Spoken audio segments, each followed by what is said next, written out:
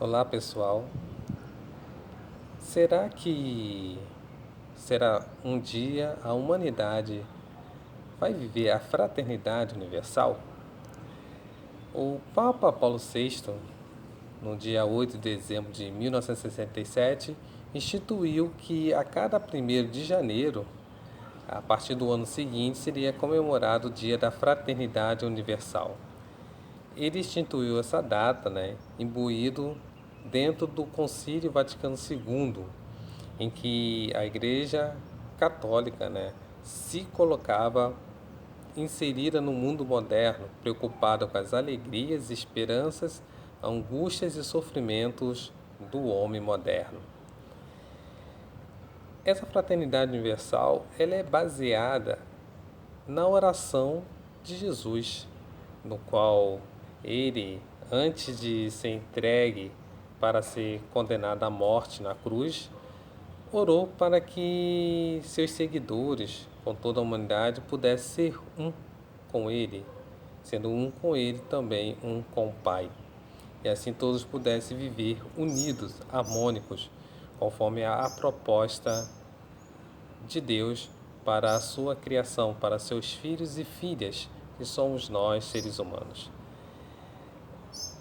Entretanto, percebemos que na história da humanidade sempre foi marcado por inúmeros conflitos, guerras, que causaram muito danos à vida humana e também todo o planeta. Derramamento de sangue por disputa de território, disputa por riquezas econômicas, disputa para a imposição das suas ideias políticas e também pequenas disputas de gangues, de tanto gangue disputando os domínios de pequenos territórios. E até nós vemos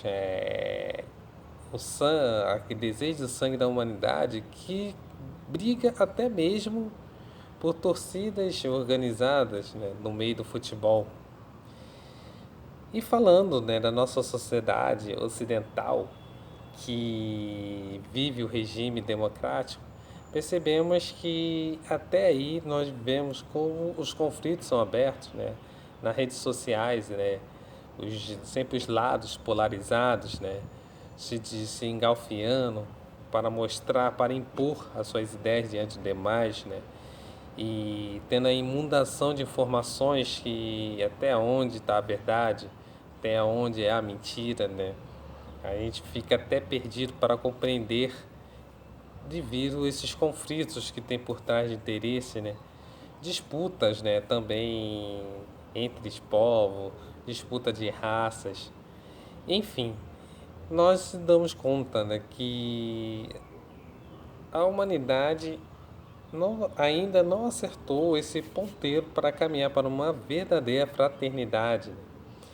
E assim nós vemos ainda surgir muitos conflitos, muitas disputas e sempre cada vez mais no interior do ser humano desenvolvendo, aquele ódio, aquela raiva, aquela intolerância ao que pensa diferente, a uma visão diferente, E também a ambição para ter muito mais, Ter mais de tal ponto de o ter mais é retirar do outro, para que o outro tenha menos, para a minha sede, de ganância, ambição seja atendida. E dentro, dos próprios seguidores de Jesus, falando do cristianismo, mais especificamente falando do catolicismo, no caso da minha oração minha religião de berço, se percebe, que os conflitos dentro dela, elas são visíveis.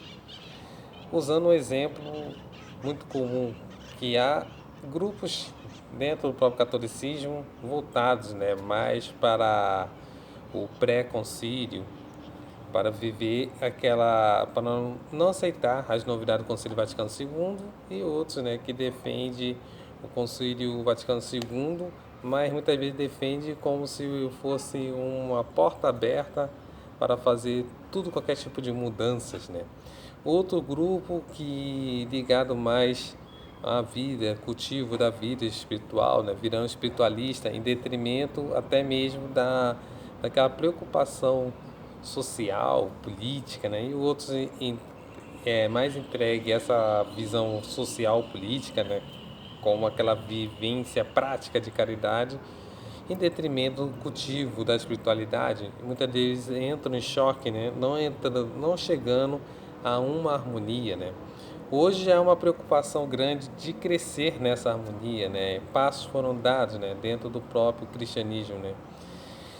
E que seria interessante, né, que a oração universal que saiu do coração do Cristo, né, com uma entrega sincera ao Pai, chamamos a atenção para nós cristãos voltarmos àquela preocupação originária, né, que seria da pregação de Jesus, que defendia, né, o mais fraco para justamente aqueles pudessem ter suas necessidades atendidas e acusando aqueles mais poderosos que dificultavam, né, essa construção dessa fraternidade porque exploravam os mais fracos para atender sua sede de ambição. Ou seja, enquanto pegando pela mensagem de Jesus, mostrando enquanto a humanidade não promover, né, esse bem comum, esse desenvolvimento integral de toda a humanidade, né, desenvolvimento espiritual, material, para atender às necessidades tanto do espírito e do corpo humano de uma forma integral, de uma forma universal, a gente não vamos acertar esse caminho para a fraternidade universal, né? Mesmo dentro de um regime democrático, né, que veio para ser o regime perfeito, ter um regime de que todos possam participar, nós percebemos que na prática, nem dentro desse regime, nós estamos encontrando um caminho para fazer essa verdadeira fraternidade e superar esses conflitos que geram morte, ódio, traumas humanos, né? E nesse aspecto podemos refletir e também, né, rogar a Deus para que essa fraternidade universal possa realmente ser possível dentro do nosso mundo, né? Então, um abraço a todos e fica nessas breves palavras, né, para nós podermos refletirmos para a nossa vida. Um abraço.